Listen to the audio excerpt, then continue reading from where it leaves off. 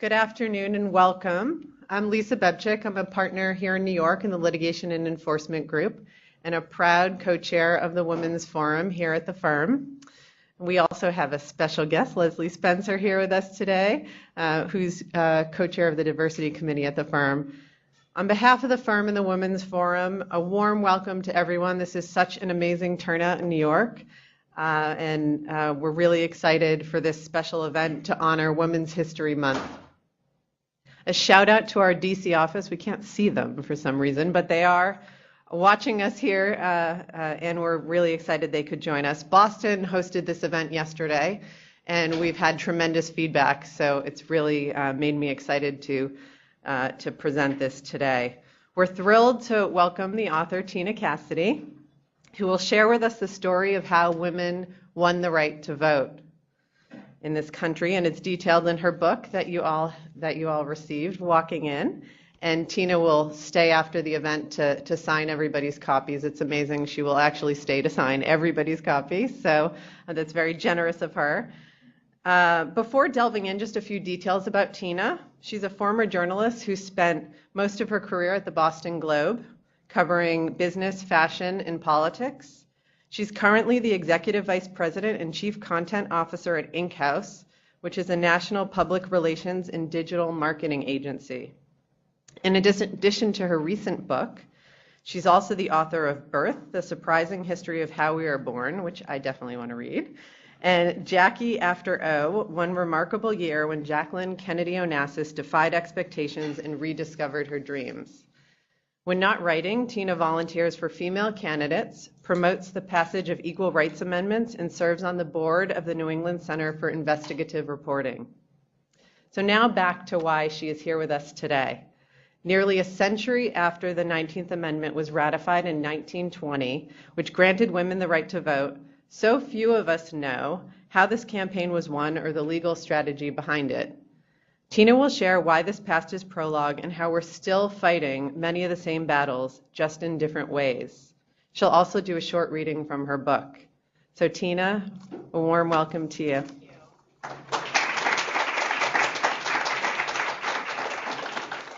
Thank you all so much for coming. I really appreciate it. I'm delighted to be here today to talk about an amazing lawyer named Alice Paul, who is responsible for putting forth not one, but two constitutional amendments.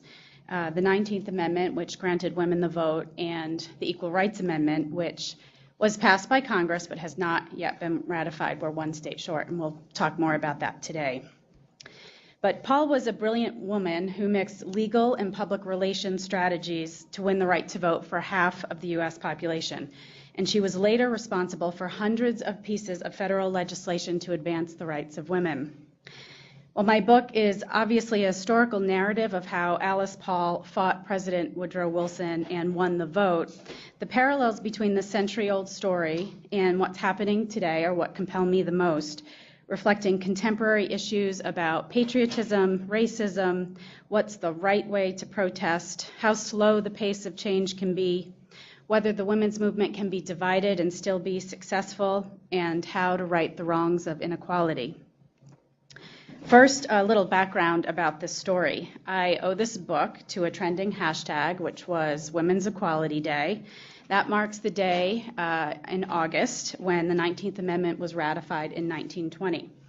And despite how momentous it was to enfranchise half the population, the story of how it happened was never part of my history lessons growing up, and that really annoyed me. So I decided to write a book about it. So who was Alice Paul? You can see by the credentials here on the screen she was incredibly accomplished. She was a Quaker from New Jersey whose parents instilled in her the belief that everyone is equal. She was educated. That was something that Quakers certainly believed in. She got a biology degree at Swarthmore, not because she was interested in biology, but because she said it was the subject she knew the least about, and I think that says a lot about who Alice Paul was. Swarthmore was also an institution that her grandfather had founded, so education was in their blood. So at a time when not many girls were educated, she was, and she wanted to fight for social justice, which led her to a Quaker institution in England that taught young friends more about that. And it was there that she met the Pankhursts. These were the women who were leading the British movement for suffrage at that time. They were considered the more militant branch of suffrage, called the suffragettes. Which was a derogatory term that men sort of inflicted on women because they thought that their behavior was unladylike. So you hear these two terms used interchangeably often. I sort of studiously avoid suffragette in my book. So it was there that Alice Paul meets the Pankhursts, and she sees them standing on street corners and speaking at universities, and was really captivated by their audacity to speak out. But she was also really stunned by how they were treated. She was so outraged by their eventual arrests and imprisonment that she put her life on hold to join them. And in those couple of years in England, she learned everything she needed to know, mostly outside the classroom, to advance the women's movement in America. She sailed back home and joined the cause, which was stuck in a rut. So this map, pay attention to the black states on this map, because we're going to show another map later and you'll see some interesting similarities. The white states on here are the states that allowed women to vote in 1913. You can see they're all out west. And so 1913 is the year that Alice Paul comes back home and is starting to get involved in the suffrage cause for real in the U.S. And suffragists here have been pleading at the state level for voting rights for a very long time. This goes back to Susan B. Anthony days. Anthony, by the way, is deceased at this point in 1913. There are many older women working in the movement, and Alice Paul is this young 20-something who knows that they need a new legal strategy. So just to be clear, at this stage in 1913, Alice Paul is not a lawyer. She's an activist, but she knew that the laws were skewed against women. Her master's degree from Penn was called Toward Equality, and it carefully picked apart all the laws that made women property of men. Imagine not being able to own land if you're a woman, or to get a divorce without losing your kids or your home, or being unable to have your own bank account. And some people are shocked to hear today that even as late as the 1970s, women couldn't get bank loans without a man signing for her. So these are all the ways that the laws were stacked against women, and every state had its own rules to subordinate women as lesser citizens. So she believed that suffrage was one way to give women the power to begin to change these rules. She believed there needed to be a federal amendment to standardize the right to vote.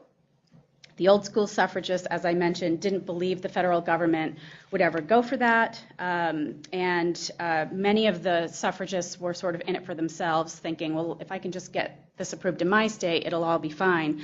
But Alice Paul knew that that was not fair, that there were always going to be states, especially the black ones up here, that would never grant voting rights for a variety of reasons. So Alice Paul joins this main suffragist group. It's called the National American Women's Suffrage Association. They called it the National for short.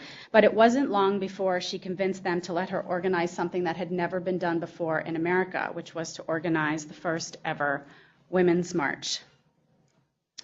It's complete with a woman on a white horse up front. Her name is Inez Milholland.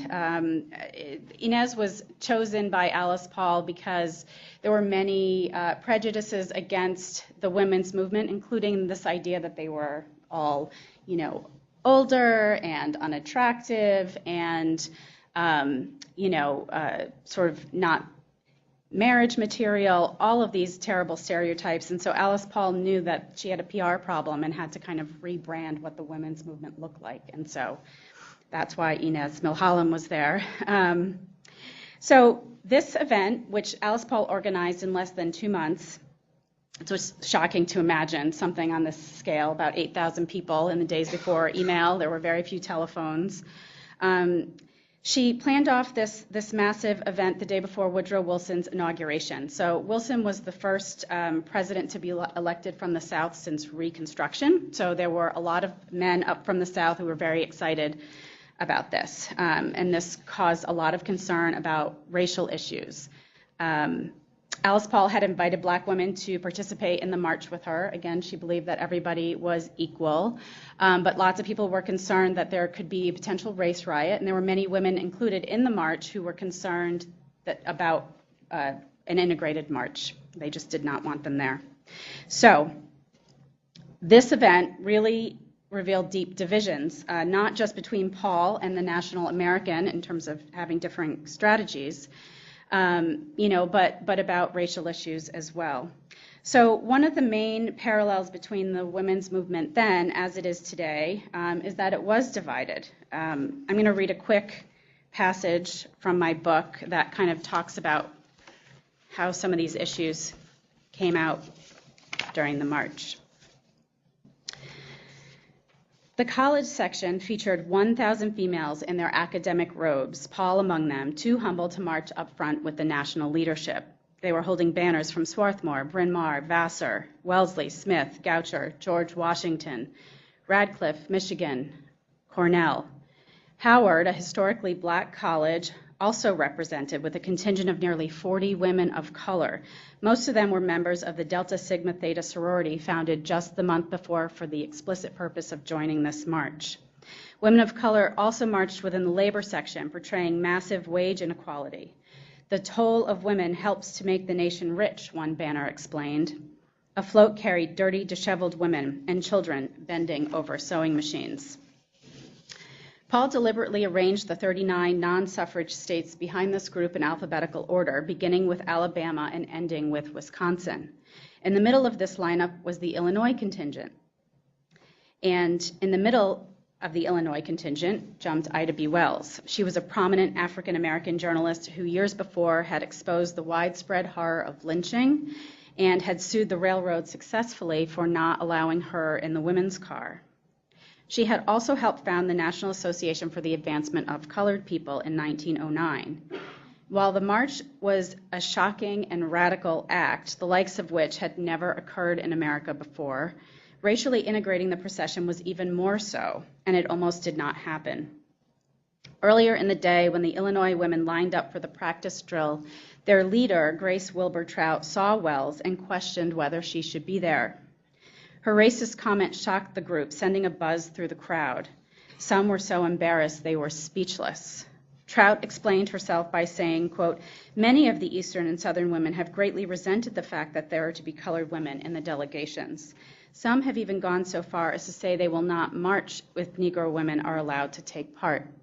She blamed the decision on the leader of the National as well as on Alice Paul.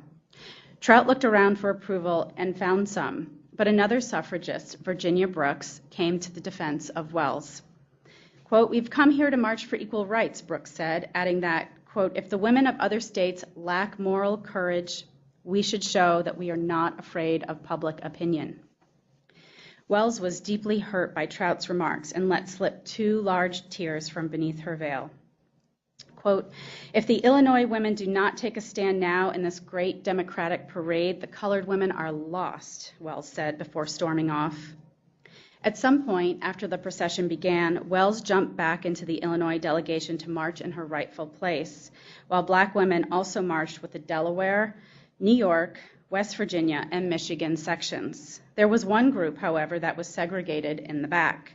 When word spread that Mary Church Terrell, a prominent African-American whose husband was a judge in D.C., would lead a strong showing of the National Association of Colored Women and that Southerners threatened to boycott, the men's section offered to march between these 2 white groups. So in addition to the racial conflict, after the march, when Paul formed a committee for a federal amendment, she tried to raise money for it, but the Nationals saw that as competition. They were also concerned that she would be viewed as a radical and that their own efforts for state-level approvals would be diminished as a result. So they kicked her out. And she was left on her own, having to build a brand new organization from scratch, and she was still only in her early 20s. So let's talk about protest then and now. Of course, we've all heard about the Colin Kaepernick taking a knee during the national anthem and subsequent knee takings, lots of places. We have this debate about what is the right way to protest. Taking a knee during the national anthem is disrespectful. That's what they told Alice Paul, too. To clarify, she did not call the march to the White House a protest. She didn't even call it a march. She called it a procession, and it was meant to be a thought-provoking display of the contributions women make in society. There were no provocative signs aside from those asking for voting rights.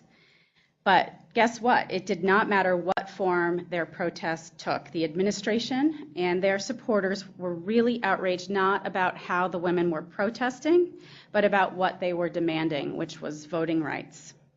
So I'll read another short passage to show the wide array of creative, nonviolent types of protest that Paul and her merry band of suffragists employed during Woodrow Wilson's entire first term that still made people angry. And this scene that I'm about to read picks up with Paul's suffragists leaving an unsuccessful meeting with Wilson in the White House. It was one of many.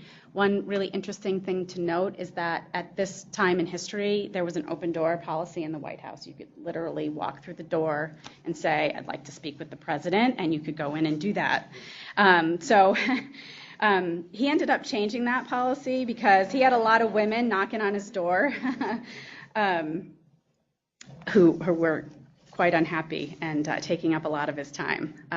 The point, obviously, is that he kept putting them off and saying, oh, I'm really busy. There's more important things going on. We've got economic issues. There may be a war breaking out in Europe, and this is not at the top of my priority list. And they said, well, when is it going to be? So they found ways to keep the pressure on, including the regular visits. The women slowly made their exit from the East Room of the White House and returned to their new headquarters. After 4 years of toil and hardship in the damp basement on F Street, this is in Washington, the National Women's Party and Alice Paul in the damp basement on F Street, the movement Paul reignited was finally in a sunlit space of prominence. Cameron House stood at 21 Madison Place on the edge of Lafayette Park in front of 1600 Pennsylvania Avenue. The building, a wide 3-story brick townhouse, had several benefits. First, it was visible and just 200 steps away from the White House. The Wilsons could see the suffrage flag fluttering from its perch on the 3rd floor balcony. Second, there was ample space to work and entertain guests, from tourists and strangers walking in off the street to catch a glimpse of the women, to those attending ever-expanding fundraisers. There were also bedrooms to accommodate Paul and others, eliminating their daily commute. Alice Paul basically worked around the clock and rarely ate. Paul was now using the Susan B. Anthony desk, an old Victorian cylinder roll top that Anthony's secretary had donated to the National Women's Party. This is the name of the organization that Alice Paul founded when she broke off from the National. When the indignant suffragists walked through Cameron House's front door, they entered into a great hall with a large staircase and a fireplace that burned eternal. Paul was there waiting for them, ready to stoke their anger as they dropped into comfortable chairs in front of the flames and asked the question again, how long must we wait? With the women assembled in front of the fire, Paul pitched a carefully orchestrated idea. She was always scheming, which she asked a friend to present it. Her friend was Harriet Stanton Blatch, who was a well-known suffragist. We have got to take a new departure, Blatch told them.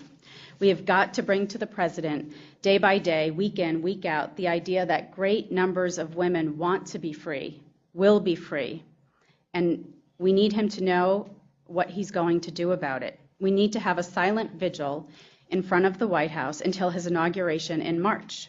Let us stand beside the gateway where he must pass in and out so that he can never fail to realize that there is a tremendous earnestness and insistence in back of this measure. So far, with Paul as their leader, the women had marched 4 years earlier in 1913 in one of the largest and most outrageous protests America had ever seen. They had assembled an 80-car brigade to deliver signatures from all over the nation. They had testified, editorialized, and reorganized. They had formed their own political party. They had raised funds and actively worked to defeat Democrats. Woodrow Wilson was a Democrat. Alice Paul was a Republican. Democrats were the party in power. At the time, it was unheard of to make voting rights a partisan issue, but Paul felt that she had no other choice but to hold the party in power responsible at this stage. The suffragists had had a booth at a global exposition in San Francisco. They had collected a miles-long scroll of signatures and drove it cross-country from San Francisco to Washington. They dropped leaflets from the sky and a banner from the House chamber's balcony. And you can see Lucy Burns on the left in the biplane. She flew this plane over San Francisco and dropped leaflets everywhere. It's one of my favorite pictures in the suffrage collection at the Library of Congress. You can see she's wearing her purple, gold, and yellow suffrage sash there along with her bomber jacket. It's looking very sassy. They also had sacrificed one of their own. That was Inez Milholland as part of a Western campaign that was exhausting, where they covered literally half of the nation by train and horseback and rickety car. Inez collapsed on a stage and died. So now the movement also had a martyr.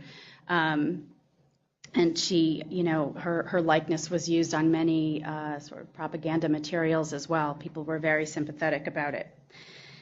So on this day, in front of the crackling fire at their new headquarters, with the White House at their backs, they may have been exhausted, but they were neither depleted of ideas nor the passion to continue the struggle.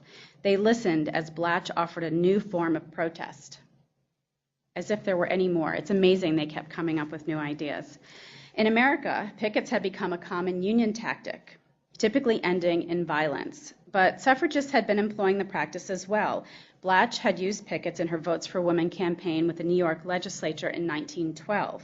So when she delivered her final plea to the women of Cameron House, they stirred. "Will you not," she asked, "be a silent sentinel of liberty and self-government?" So they began standing in front of the White House for a very long time, years, day in, day out, regardless of the weather, holding signs and not talking. This was meant to be nothing more than a peaceful protest. But it turns out that Washingtonians thought women standing silently, holding signs in front of the White House was even more outrageous than anything they had ever done before. And it triggered a series of unlawful arrests with sentences of up to 6 months.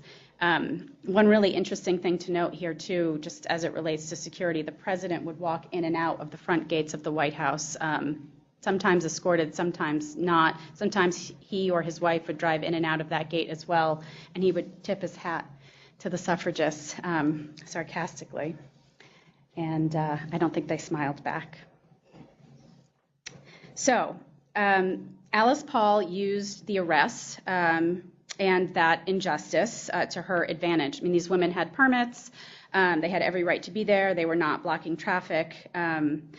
But they ended up, some of them with sentences up to 6 months. And for the harsher sentences, they also went on hunger strikes and refused to eat. So this was really a turning point in the campaign. They also tried to commit her to a psychiatric ward. In the picture on the left, you can see on the top right corner of that photo, there's a boarded up window. That was Alice Paul's room.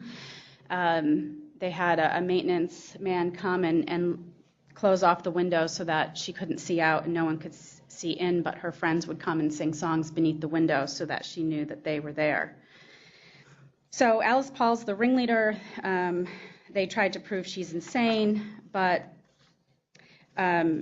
all the rules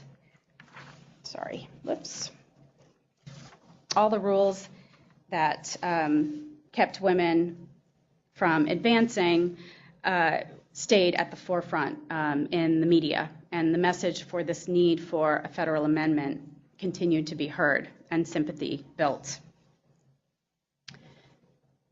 Next, let's talk about Woodrow Wilson. One of the first things Wilson did after he was elected president was to segregate the civil service. He also segregated the schools in Washington. And this move empowered white supremacists. It triggered racial violence, lynchings. There was a resurgence in lynchings, and it gave the KKK the boost that it needed. In fact, Wilson even screened a movie about the KKK in the White House. It was called Birth of a Nation. So racism then combined with nationalism for another combustible mix. When World War I erupted, Wilson clamped down on the First Amendment, attacking not just the press, but individuals who were criticizing him. And on the streets, there was a mob mentality. If any seemingly able-bodied man or those with a foreign accent were seen or heard in public, they were assumed to be a spy. Why weren't they fighting in Europe? Vigilantes beat them up, dragged them to the police, and the federal government and local governments supported this practice. Due process be damned. Going after those he believed to be seditious extended to Alice Paul. And, of course, Russia played a role. This isn't all sounding familiar. I'll read another passage here. This scene takes place, again, in front of the White House.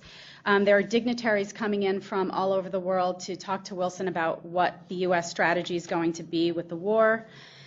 Russia's obviously quite concerned.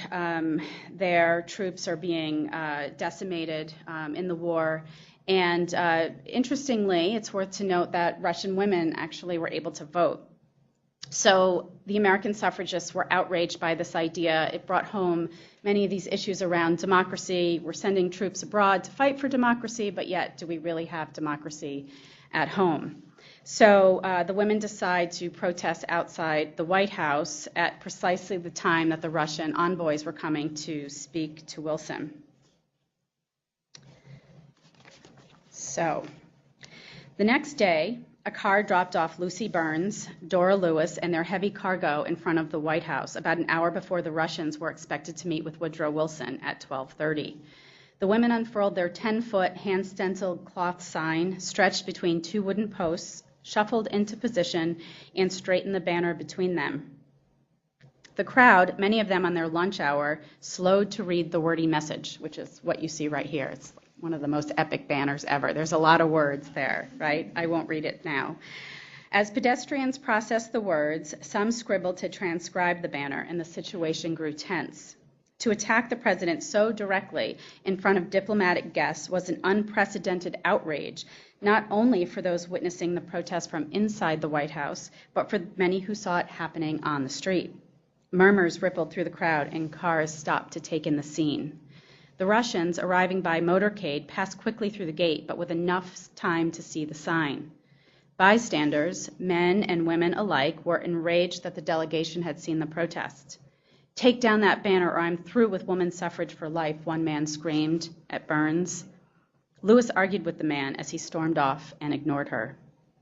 "You are a friend of the enemy and a disgrace to your country," one woman sneered at the protesters. "Why don't you take that banner to Berlin? You are helping the enemy." Although the police tried to shoo away the crowd of about 250 people, those watching were in no rush to leave.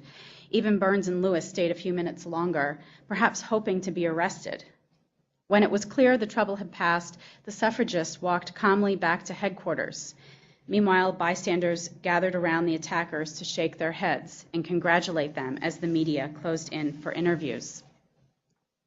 Meanwhile, police picked up the strips of material and carried them into the White House, where D.C. Police Superintendent Pullman huddled with Joseph Tumulty, Wilson's right-hand man, about how to respond to the situation.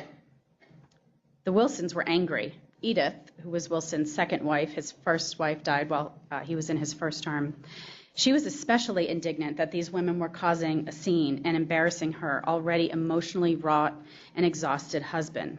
After conferring with the administration, Pullman agreed to find some excuse, however flimsy, to arrest the suffragists if they attempted this thing again. They made sure Paul and the press knew there would be no tolerance for picketing anymore. The threats of arrest, though, did not scare Paul. She told the press that she planned to repeat the Russian protest the next day. Quote, "We have ordered another banner with the same wording, and we intend to show it in the same place," she said.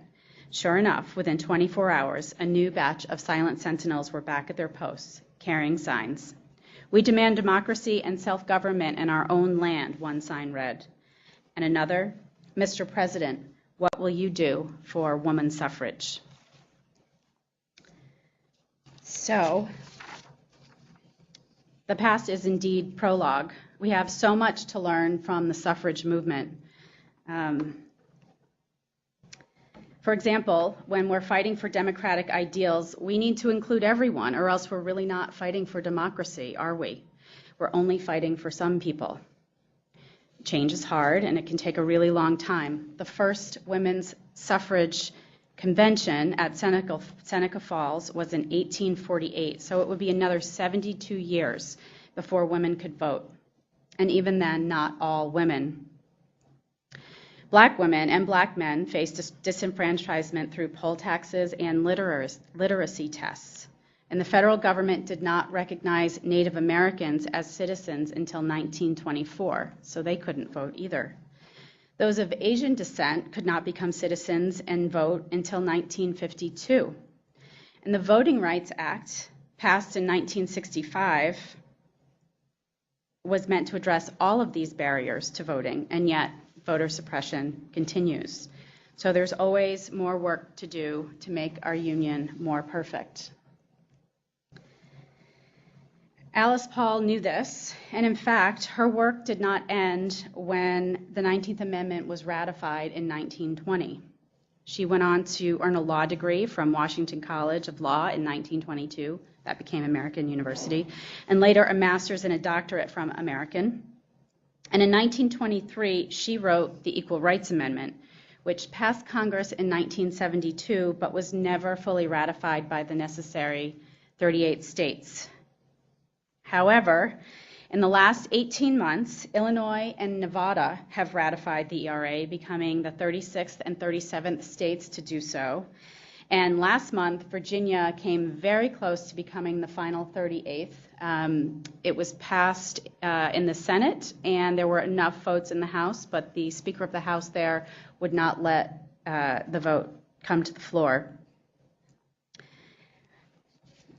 Today and yesterday, women in Arizona have been marching 38 miles, very similar to one of Alice Paul's famous marches from New York to Washington, to see if Arizona might be the final 38th state. And other states are looking at it as well, North Carolina and others.